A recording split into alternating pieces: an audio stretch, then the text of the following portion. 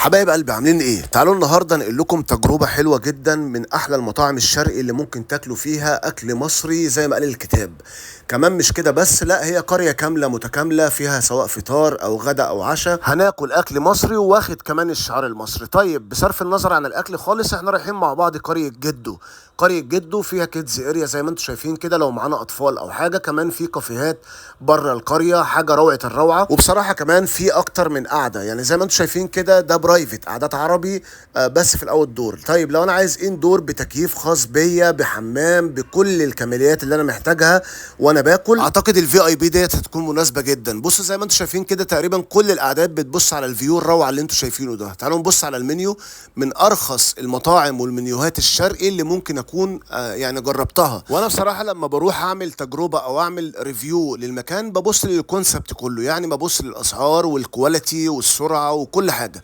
طيب هنقل لكم التجربه بكل مصداقيه واحنا في ثقه ما بيننا. انا طلبت اوردر صغير كده على قدي، ما بطلبش بقى ولا صواني ولا كميات كبيره ولا حاجه زي بقيه البلوجر. طلبت ربع طرب، انا بحب الطرب بصراحه. وطلبت كمان كوفير عباره عن 2 سلطه وواحد عيش ورز بالشعريه وملوخيه وميكس محاشي. طلبت كمان شوربه كوارع مخليه. هبتدي اشرب الشوربه اول حاجه زي ما انتم شايفين كده، رايقه وجميله. والزفاره ملهاش مكان ما بيننا بصراحه، شوربه الف على الف. وادي الملوخيه القوام بتاعها تمام، وطشه الملوخيه في حته تانية يا جماعه بجد مظبوطه قوي. ولكن البورشن اصغر من اي مكان شرقي. زي ما انتم شايفين الطاجن بتاع الملوخيه صغير شويه. الرز بالشعريه معمول بالسمنه البلدي ومفلفل جميل جدا.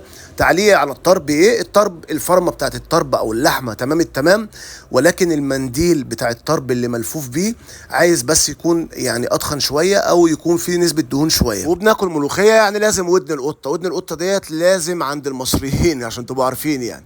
طيب انا بصراحه تعليقي على باسكت العيش برضو ان هو لازم يكون فيه برضو شويه تنوع، يعني ينزل برضو رغيفين عيش بلدي مع العيش الشامي او اللبناني اللي انتم منزلينه. وغمس بقى يا باشا في الطحينه كده. بصوا المنظر، على فكره الطحينه كانت برضو خفيفه شويه ولكن مقبوله ماشي الحال، ما كانش فيها بصراحه اي مشكله. طيب نخش بقى على المحاشي وخش على التقيل بقى واساس الاكل الشرقي الدولمه او المحاشي. سالت مستر شريف عمر ده الجي ام او الجنرال مانجر بتاع المكان، قال لي ان في ستات بتيجي تعمل المحاشي مخصوص عشان خاطر تطلع كلها بحب كده وكلها مقاس واحد. خلي بالكم التفاصيل دي بتفرق جدا في طعم الاكل. لما يكون في ستات بتعمل الاكل ده بحب الموضوع فعلا بيفرق جدا في الطعم. ونزل لنا كمان براد شاي عربي ضيافه من المكان من غير ما ندفع فيه اي حاجه. بصراحه ناس محترمه جدا وقابلونا بكل حب.